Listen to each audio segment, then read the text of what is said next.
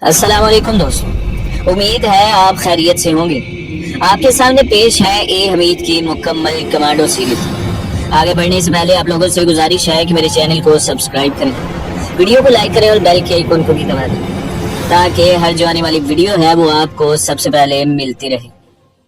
मुझे आधी रात के बाद पड़ोसी मुल्क की सरहद पार करना थी। आसमान सुबह से बरालूद था। पंजाब में इस मौसम में कड़ाके की सर्दी पड़ती थी। दोपहर के बाद बूंदाबांदी शुरू हो गई जो रात 9 बजे तक जारी रही। टेलीविजन की पेशगोई थी कि रात को फिर बारिश होगी। मेरे ख्याल में ये बड़ा ही खराब मौसम था,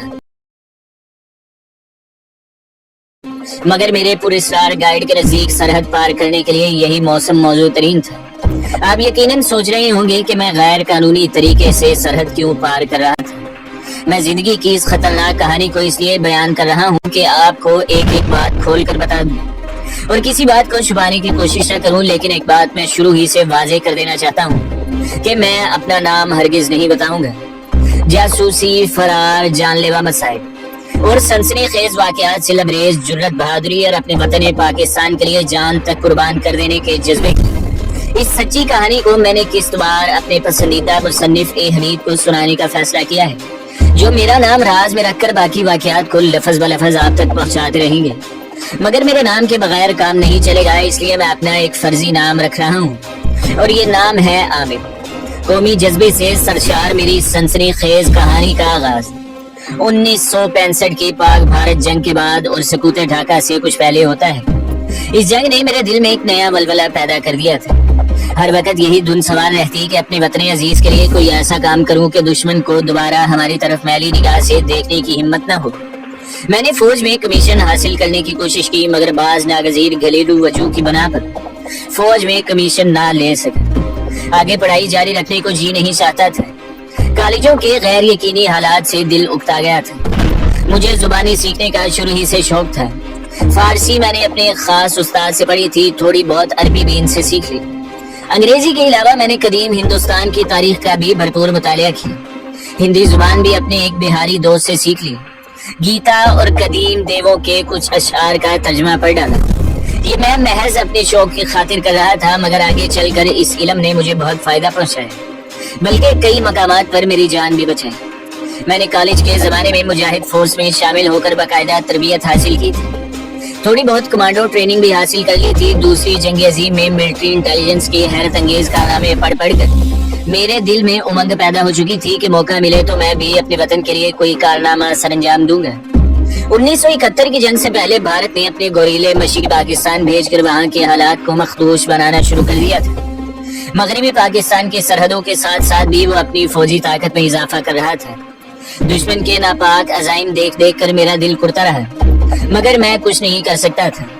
अगरचे हमारी फौज के जांबाज पूरी तरह चौकस थे और दुश्मन के हर हमले का मुंह तोड़ जवाब देने के लिए हर लम्हे तैयार थे, लेकिन मैं भी अपने तौर पर कुछ करना चाहता था।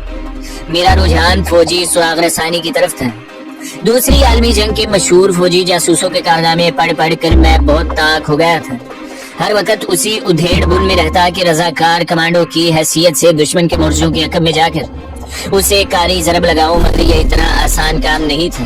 पहली बात तो ये थी कि मुझे गैर फौजी होने की हैसियत से मालूम नहीं था कि दुश्मन ने अपनी सरहदों के अकब में किस किस मुकाम पर फोर्स जमा कर रखी है।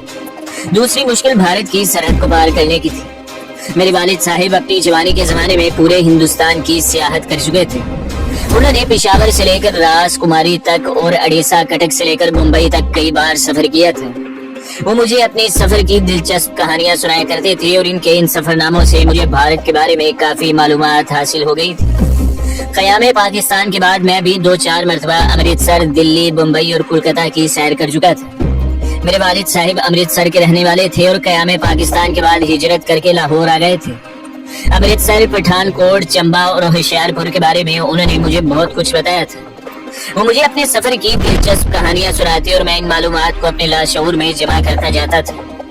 1971 के इब्तदाई अय्याम में जब दुश्मन ने मशरक़ी पाकिस्तान में अपने तख़रीबकारों के जरिए इंतशार की मुहिम शुरू की और मगरबी पाकिस्तान की सरहदों पर भी अपनी फौजी ताकत में इजाफा किया, तो मैंने दिल ही दिल में किसी मुहिम पर निकलने के बारे में संजीदगी से गौर करना शुरू कर दिया था।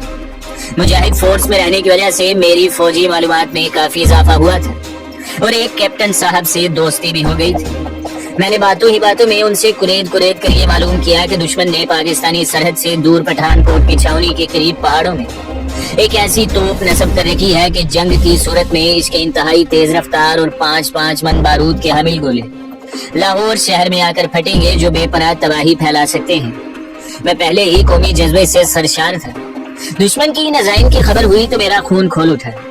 मैंने इसी लम्हे फैसला कर लिया कि इस तोप को तबाह करके ही दम लूंगा। इस वक्त ये फैसला बड़ा बचगाना लगता था। भला एक गैर फौजी जवान दुश्मन की सरहद पार करके दुश्मन की छावनी में पहुंचकर एक ऐसी जदीद तरीन और भारी भरकम तोप को कैसे तबाह कर सकता है, जिसकी हिफाजत के लिए न जाने कैसे कैसे जानलेवा इंतजामात किए गए होंगे। इसके बावजूद मैं फैसला कर चुका था। मेरा ये फैसला मेरी एक तवील और खतरनाक तरीन मुहिम का आगाज था, जिसमें कदम कदम पर मुझे मौत का सामना करना पड़ा। आप बाद में खुद ही सुन लेंगे। मैं अपने जराये से जिस कदर भी मालूमात हासिल कर सकता था हासिल की। अमृतसर से पठानकोट तक मैं दोबारा सफर कर चुका था। फिर भी मैंने इस सफर की तमाम यादाश्तों को अपने ज़हन में एक बार फिर ताज़ा किया। सबसे बड़ा मसला पाक भारत सरहद अबूर करने और माली जरूरियात को पूरा करने का था। मैं इस मसले को हल करने की धुन में लग गया। इसी सिलसिले में मेरी मुलाकात स्मगलरों के एक गिरोह से हो गई। इन दिनों इस गिरोह के आधे आदमी मर चुके थे और बाकी जेल में सजा भुगत रहे थे, लेकिन मैं इनका शुक्रगुजार हूँ। अगर ये लोग मेरी मदद न करते तो मैं अपने अज़ाइम में कभी कामयाब न होता। अगरचे मेरी मदद करने में सरासर इनके मफादात मुलव्वस थे, ताहम मैं इनके ताउन से सरहद पार कर गया और मेरी कुछ माली इमदाद भी हो गई। मैं स्मगलरों के इस गिरोह के बारे में कुछ नहीं बताऊंगा, क्योंकि अब इसकी जरूरत भी नहीं रही। स्मगलरों का ये खतरनाक गिरोह सरहद पार स्मगलिंग में बेहद सरगर्म था और इनका मशरक़ी पंजाब के सिखों से बाकायदा राब्ता था। इसी गिरोह का एक खास आदमी जो मुसलमान था, अमृतसर में मुकीम था, जो स्मगलिंग के नापाक कारोबार की सरहद पार निगरानी करता था। उसका नाम आज तक मुझे मालूम नहीं हो सका। इसे गिरोह के लोग करुंडिया के नाम से याद करते थे। करुंडिया पंजाब में एक सांप होता है, वो बंजर जमीनों में पाया जाता है। इस कदर जहरीला होता है कि आदमी को डसते ही वो परे हट जाता है ताकि आदमी इसके ऊपर न गिरे। इसकी वजह यह है कि इसके डसते ही आदमी मर जाता है। ग्वाल मंडी के एक बदमाश से मेरी वाकफियत थी। आदमी इस गिरोह को जानता था। इसकी वसातत से मेरी स्मगलरों के गिरोह के लीडर से मुलाकात हो गई। मैंने इसे यही बताया कि मेरे अखराजात पूरे नहीं होते और मैं स्मगलिंग के जरिए दौलत कमाना चाहता हूँ। इन लोगों ने खुफिया तौर पर मेरी खूब छान पटक की और आखिर मुझे अपने गिरोह में शामिल कर लिया, लेकिन साथ ही धमकी दी कि अगर मैंने उन्हें धोखा दिया तो मुझे दुनिया के आखिरी हिस्से तक ढूंढ कर भी हलाक कर दिया जाएगा। मेरा मकसद तो सिर्फ सरहद पार करना था। स्मगलिंग से मुझे कोई सरोकार नहीं था। फिर भी मुझे अपने मिशन के लिए भारतीय करेंसी की जरूरत थी। लीडर ने पहले फेरे के लिए हीरोइन का एक प्लास्टिक में लिपटा हुआ लिफाफा मेरी कमर के गिर्द बांध दिया और कहा, यह लिफाफा तुम्हें अमृतसर में करुंडिया को पहुंचाना होगा। इसके बाद तुम्हारा काम खत्म हो जाएगा। वापसी पर इसके आदमी तुम्हें पाकिस्तान की सरहद पार करा देंगे। यहाँ आने के बाद तुम्हें इस फेरे की उजरत 10,000 रुपया अदा कर दी जाएगी।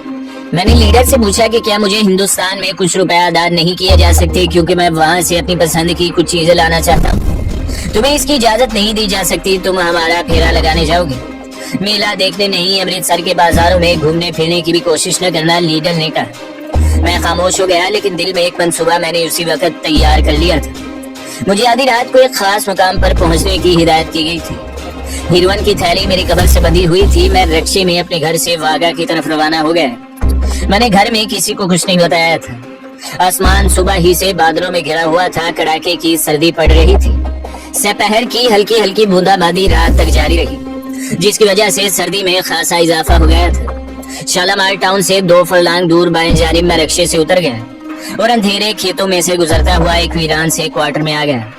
यहाँ 2 आदमी अंगीठी जलाए आग ताप रहे थे। चारपाई पर लिहाफ पड़ा था। मेरा इन दोनों से तारुफ हो चुका था। उन्होंने केतली से चाय प्याली में डालकर मुझे दे दी। ये बड़े खरांड किस्म के स्मगलर थे और मेरी तरफ देखकर मुस्कुरा रहे थे। बाबू, ये कोट पतलून तब्दील कर लो। मैं चौंक पड़ा, क्या मतलब है तुम्हारा?